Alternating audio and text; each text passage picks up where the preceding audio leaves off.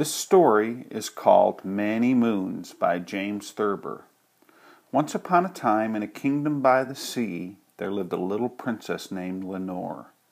She was 10 years old, going on 11, and one day Lenore fell ill of surfeit of raspberry tarts, and she took to her bed.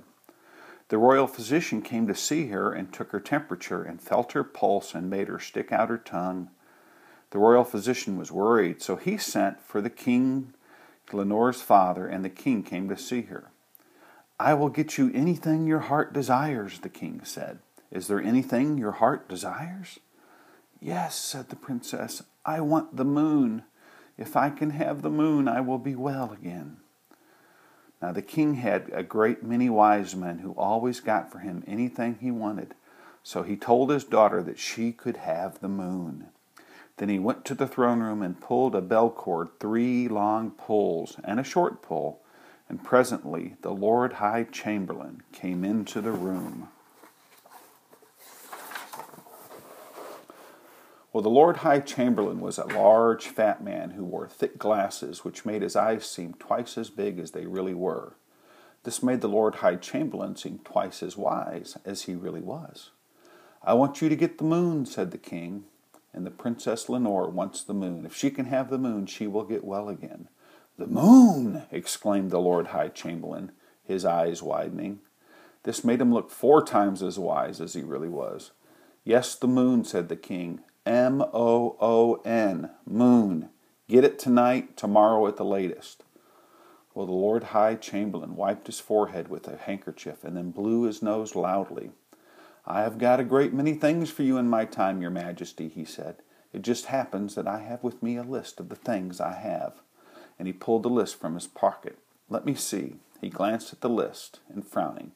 "I have got ivory, apes, peacocks, rubies, opals, and emeralds, black orchids, pink elephants, and blue poodles, gold bugs, scarabs, and flies in amber, hummingbird tongues, angels' feathers, and unicorn horns, giants, midgets, mermaid, frankincense, ambergris, and myrrh, troubadours, minstrels, and dancing women, a pound of butter, 2 dozen eggs, and a sack of sugar." Oh, I'm sorry, my wife wrote that in there.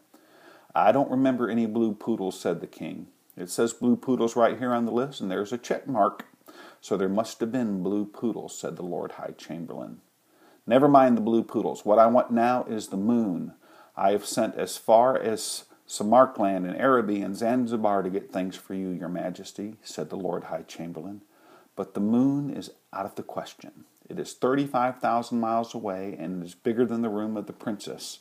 Furthermore, it's made of molten copper, and I cannot get the moon for you. Blue poodles, yes. The moon, no." Well, the king flew into a rage and told the Lord High Chamberlain to leave the room and to send the royal wizard to the throne room. Well, the royal wizard was a little thin man with a long face. He wore a high red-peaked hat covered with silver stars and a long blue robe covered with golden owls. His face grew very pale when the king told him that he wanted the moon for his little daughter, and that he expected the royal wizard to get it for him. "Well, I have worked a great deal of magic for you in my time, your majesty," said the royal wizard. "As a matter of fact, I have just happened to have in my pocket a list of the wizardries that I have performed for you." And he drew a paper from a deep pocket of his robe. It begins, "Dear royal wizard, I'm returning here with the so-called philosopher's stone which you claimed." No, that's not it.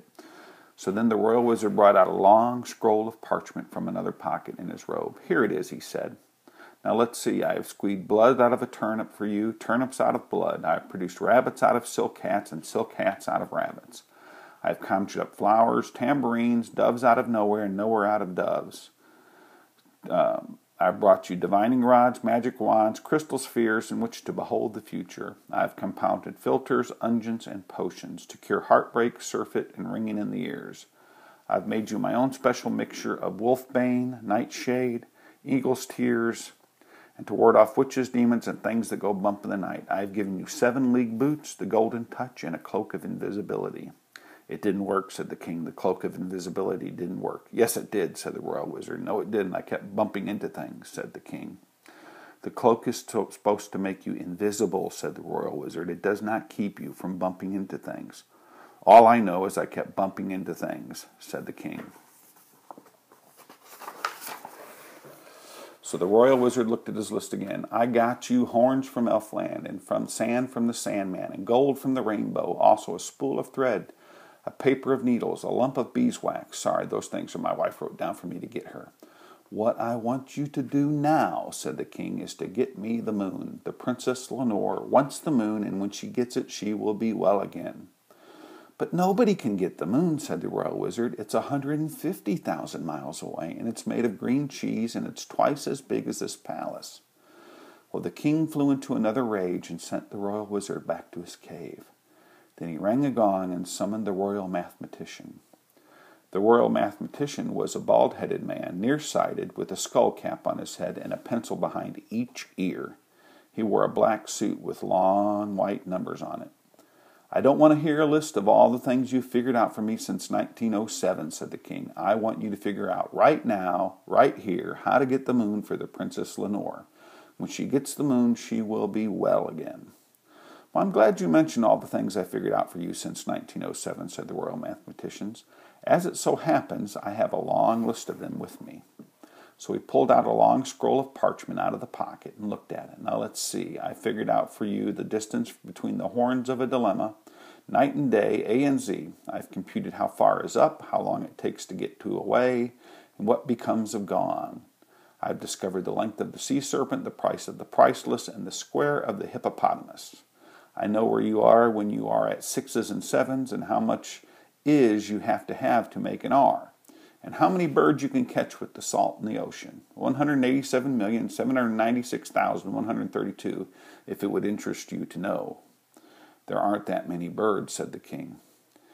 I didn't say there were, said the royal mathematician. I said if there were.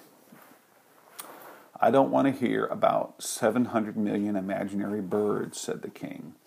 I want to get the moon for the Princess Lenore. Well, the moon is 300,000 miles away, said the royal mathematician.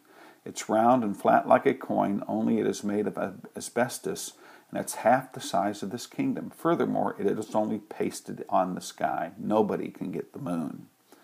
Well, the king flew into still another rage and sent the royal mathematician away, and then he rang for the court jester. The jester came bounding into the throne room in his motley, his cap and bells, and sat at the foot of the throne. What can I do for you, your majesty? Asked the court jester. Nobody can do anything for me, said the king. The Princess Lenore wants the moon, and she cannot be well till she gets it, but nobody can get it for her. And every time I ask for anybody for the moon, it gets larger and farther away. There is nothing you can do for me except play on your lute, something sad.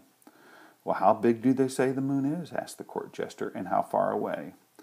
The Lord High Chamberlain says that it's 35,000 miles away, and it's bigger than Princess Lenore's room. The royal wizard says it's 150,000 miles away and twice as big as this palace. The royal mathematician says it's 300,000 miles away and half the size of the kingdom. The court jester strummed on his lute for a little while. They are all wise men, he said, and so they must all be right. If they are all right, then the moon must be just as large and as far away as each person thinks. The thing to do is find out how big the Princess Lenore thinks it is and how far away. Well, I've never thought of that, said the king. I will go and ask her, your majesty, said the court jester, and he crept softly into the little girl's room. Now, Princess Lenore was awake, and she was very glad to see the court jester, but her face was pale and her voice was very, very weak. I'm going to pause the story now, and I'm going to start on it on another video that your daddy can send to you.